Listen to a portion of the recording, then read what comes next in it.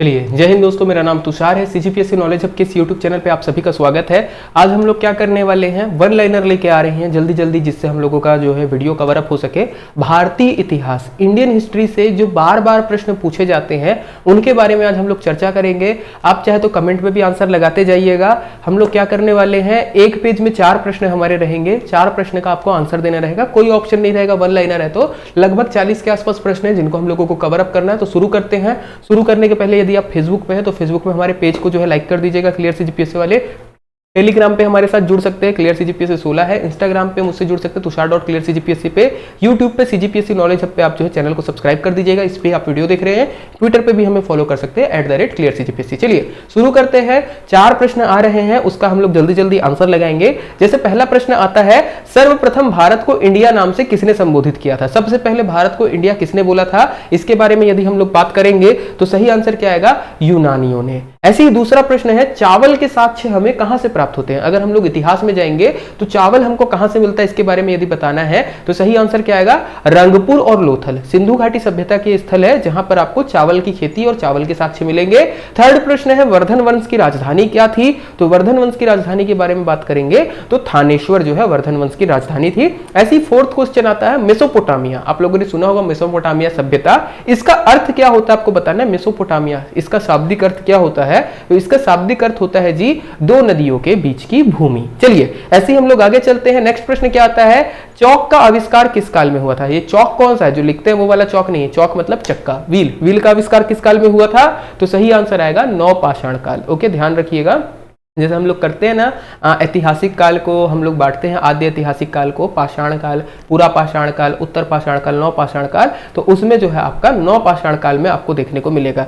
फिर प्रश्न आता है क्वेश्चन नंबर 6, श्रीनगर की स्थापना किसने की थी? एकदम इजी है, श्रीनगर की स्थापना किसने की थी? तो सम्राट अशोक ने की थी। कहां पर? तो वितस्ता या झेलम है ना, इस नदी के तट पर आपको श्रीनगर देखने को मिलेगा। श्रीनगर को बसाया किसने था? तो अशोक ने बसाया था, सम्राट अशोक मौर्य वाले जो है उन्होंने बसाया था। फिर आता है next question, question number 7, Mahavir के 11 शिष्य क्या कहलाते थे? महावीर के 11 शिष्यों को क्या कहा जाता था? तो महावीर स्वामी या महावीर स्वामी के बारे में हम लोग बात करेंगे। इनके 11 शिष्यों को क्या कहा जाता था? तो गणधर कहा जाता था। इंपॉर्टेंट 11 शिष्य है, पहले शिक्षा प्राप्त करने वालों में रहे हैं, जो इनके अनुयायी थे बोल सकते हैं हम लोग। चलिए, जैन धर्म से संबंधित हो जाएगा। नेक्स्ट क्वेश्चन है, सिंधु घाटी सभ्यता का सबसे दक्षिण में जो है कौन सा स्थल है? सबसे दक्षिणी पूरा स्थल के बारे में अगर आपको पूछा जाए तो क्या इसका आंसर आएगा जी, दाइमाबाद, अहमदनगर। ओके, याद रखिएगा, दाइमाबाद आता है। कहां पर आएगा ये? सबसे दक्षिणी। ऐसी आप उत्तरी भी देख सकते हैं, पूर्वी भी देख सकते हैं, पश्चिमी भी देख सकते हैं, चारों तरफ आपको देखना है।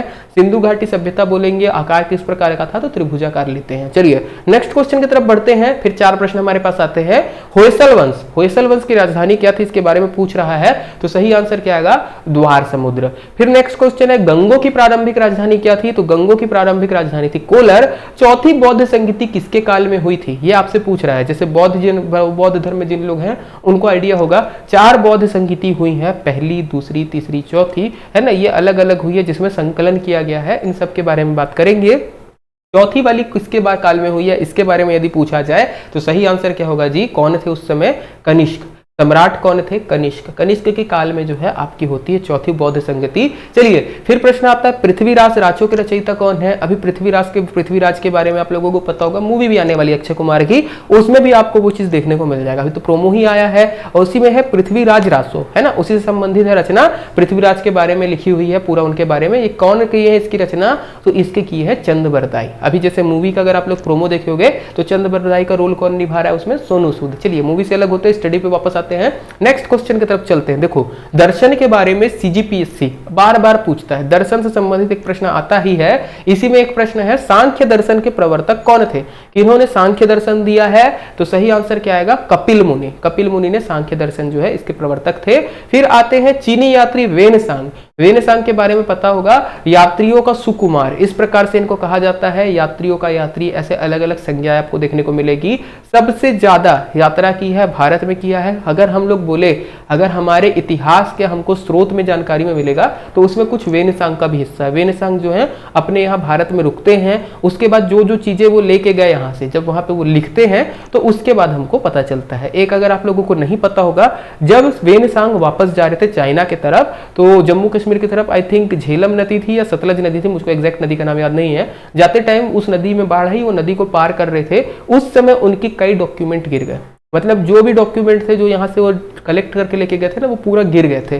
वो वहाँ पे जाके उनको जो जो याद आया उस पर के बाद लिखे हैं, उसके बाद भी हम लोगों को इतनी जानकारी मिलती है। तो यही है वेनसांग। वेनसांग कब आए थे भारत में? तो 630 से 644 ईस्वी, लगभग 14 साल जो है ये यहाँ पे रहे हैं। चलो फिर प्रश्न आता है समुद्रगुप्त।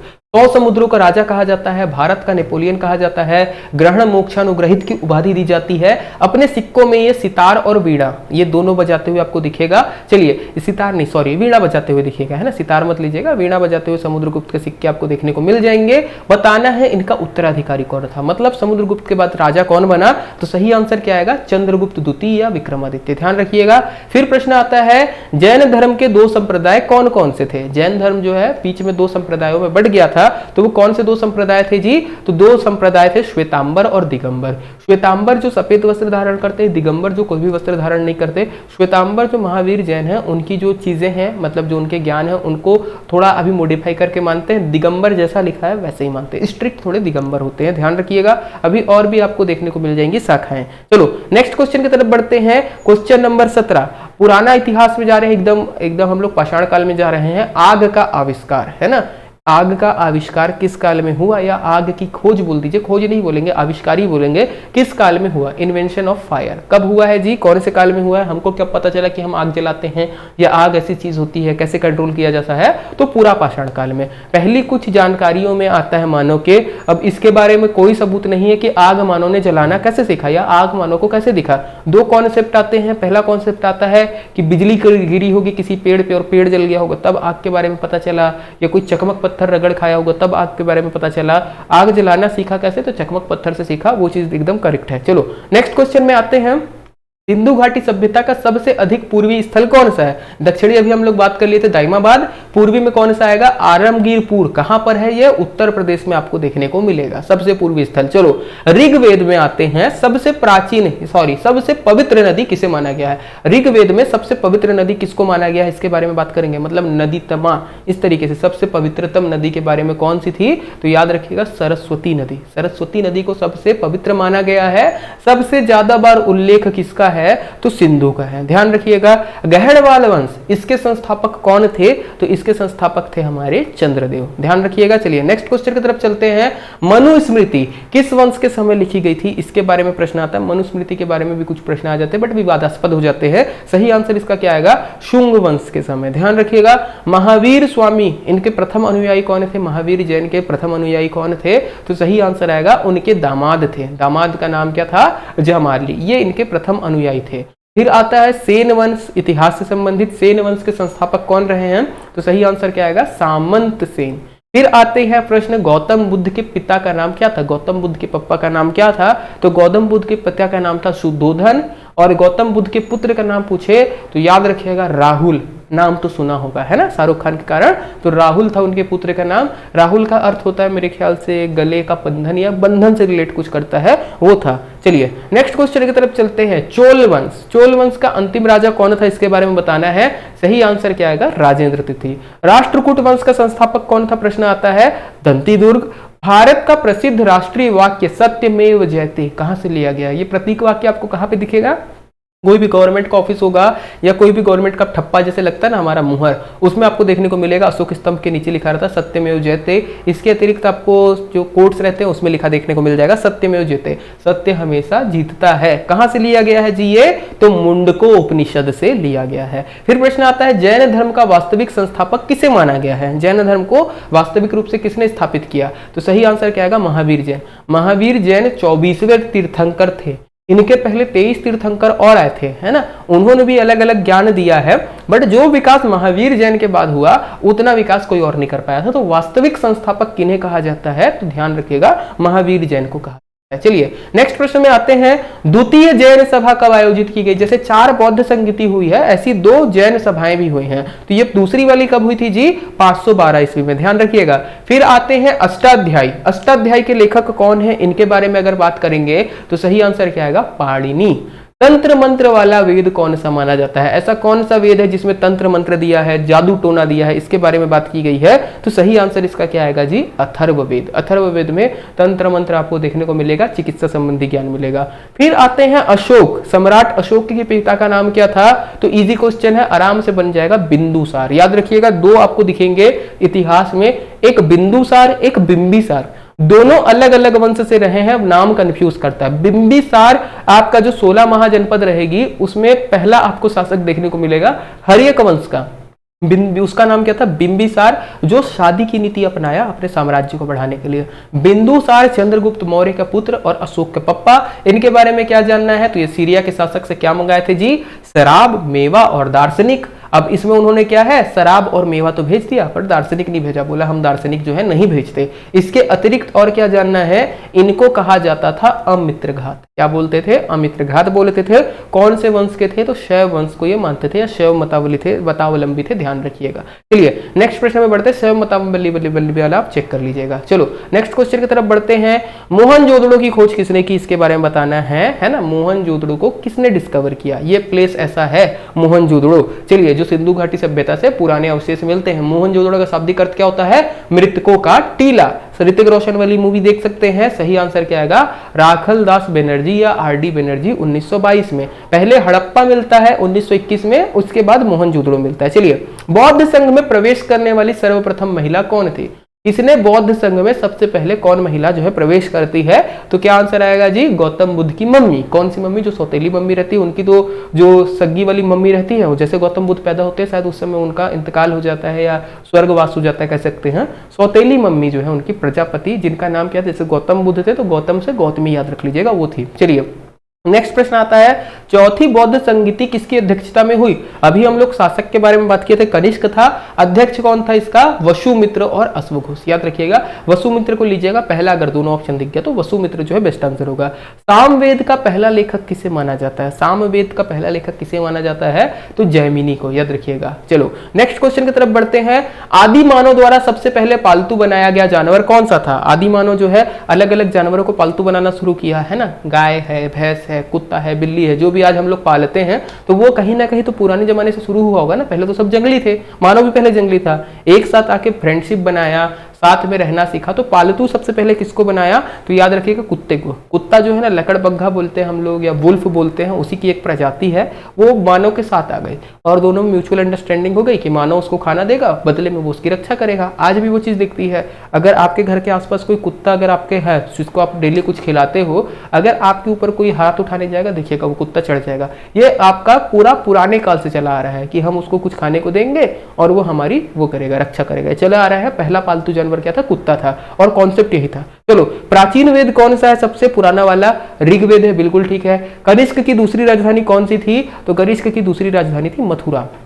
पाल वंश का संस्थापक कौन था? पाल वंश का संस्थापक कौन था? गोपाल, याद रखिएगा। चलिए नेक्स्ट क्वेश्चन में आते हैं। भुवनेश्वर में लिंगराज मंदिर का निर्माण किसने करवाया था? आपको इसके बारे में बताना है। सही आंसर क्या आएगा? राजा ययाति। ययाति केसरी ने जो है इसका निर्माण करवाया था। महात्मा बुद्ध कौन से वंश से संबंधित थे? गौतम बुद्ध कौन से वंश के थे जी? तो आपको देखने को मिलेगा शाक्य वंश के थे। चलिए, कल्याणी के चालुक्य की स्थापना किसने की थी? आपको चालुक्य तो बहुत ज्यादा देखने को मिलेंगे, वातापी, वेंगी, कल्याणी, अलग अलग। कल्याणी के चालुक्य कौन कर रहे थे स्थापित? तैलप द्वितीय। याद रखिएगा। दूसरी जैन संधि कहां पर आयोजित हुई थी? दूसरी जैन सभा कहां आयोजित हुई थी? तो याद रखिएगा वल्लभी में। ओके, चलिए नेक्स्ट क्वेश्चन की तरफ चलते हैं। भारत में शिलालेख का प्रचलन किसने शुरू किया? हमारे पुराने राजा लोग ना इतना टाइम नहीं लेते थे, अरे कौन लिखे हमारे बारे में, क्या बताए, ऐसे वाला। एक राजा आता है जो शिलालेख लिखने का प्रचलन शुरू करता है कि हम क्या थे, भविष्य में लोगों को पता चले हम कैसे थे, हमारे टाइम पे शासन किस प्रकार का होता था, हमारी क्या आइडियोलॉजी थी, ये सारा चीज को लिखने का कार्य किसके शासन में शुरू हुआ? तो एक ही आपको नाम देखने को मिलेगा, सम्राट अशोक। अशोक के शिलालेख इसलिए बहुत ज्यादा भी देखने को आपको मिलेंगे, और उन्होंने ये प्रचलन शुरू किया था कि हम लोग क्या हैं, कैसे रहते थे, सारा जानकारी आगे वाली पीढ़ियों को मिलते रहे। चलिए, जैन धर्म में जीवन का अंतिम लक्ष्य क्या है ये बताइए। तो सही आंसर क्या आएगा? निर्वाण, है ना। निर्वाण प्राप्त करना ही जैन धर्म का अंतिम लक्ष्य है। इन शॉर्ट मोक्ष भी बोल सकते हैं। ओके, यही जो है आपको धर्म में दिखेगा, अलग अलग धर्म में जो अंतिम लक्ष्य रहता है हमारा, आत्मा को परमात्मा से मिलाना, मोक्ष। चलिए, पल्लव वंश के संस्थापक और पहले शासक कौन थे, इसके बारे में बताना है। तो सही आंसर क्या आएगा?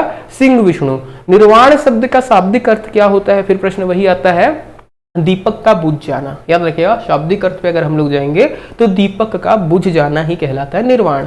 चलिए नेक्स्ट क्वेश्चन में आते हैं, प्रथम जैन सभा कब आयोजित की गई थी? अगर ऐसा प्रश्न आता है कि प्रथम जैन सभा कब आयोजित की गई थी, तो आपका सही आंसर क्या होगा जी? 322 से 298 ईसा पूर्व में आयोजित की गई थी। फिर प्रश्न आता है, खरोष्टी लिपि किस प्रकार से लिखी जाती है? तो जैसे उर्दू लिखते हैं ना, राइट टू लेफ्ट, वैसे लिखा जाता है। हमारी सामान्य लिपि कैसे रहती है? हम लोग लेफ्ट टू राइट लिखते हैं। चाहे हिंदी में जो भाषा हम लोग देवनागरी में लिखते हैं या अंग्रेजी हम लोग लेफ्ट टू राइट लिखते हैं। खरोष्टी क्या थी? उर्दू जैसे थी, राइट टू लेफ्ट लिखा जाता था। चलिए फिर आता है, विख्यात तट मंदिर किसने बनवाया था? तट मंदिर किसने बनवाया था? तो सही आंसर क्या आएगा? नरसिंह वर्मन द्वितीय ने तट मंदिर का निर्माण करवाया था। नेक्स्ट प्रश्न है, धौलावीरा का शाब्दिक अर्थ क्या होता है? तो धौलावीरा का शाब्दिक अर्थ होता है सफेद कुआं। और सिंधु घाटी की सभ्यता के लोग कौन सी देवी की पूजा करते थे? तो मातृ देवी की पूजा करते थे। तो तकरीबन मैंने 53 क्वेश्चन लिए थे, जिसमें आपको अलग अलग जगह से जो है कलेक्ट होते हैं, ये सारे प्रश्न पूछे जाते हैं। अगर आप लोगों को ऐसा सीरीज पसंद आएगा तो बताइएगा, हम लोग एमसीक्यू सेशन के साथ बीच बीच में ऐसे वन लाइनर वाला सेशन जो है लेकर आते रहेंगे। इतना ही था आज की वीडियो के लिए। अगर वीडियो पसंद आती है तो चैनल को सब्सक्राइब कर दीजिएगा, थोड़ा जल्दी कवर अप हो जाता है इन सारी चीजों में। शेयर कर दीजिएगा वीडियो को, ज्यादा से ज्यादा लोगों तक लाइक कर दीजिएगा और अलग अलग जगह तक पहुंचा दीजिएगा। जो भी आपको लगता है चैनल के लिए अगर आप लोग कर सकते हैं, लाइक शेयर सब्सक्राइब अपने दिल से आप सारा कर सकते हैं। अच्छा लगेगा हमें भी कि आप हमारा सपोर्ट करेंगे। इतना ही था आज की वीडियो के लिए। धन्यवाद। जय हिंद।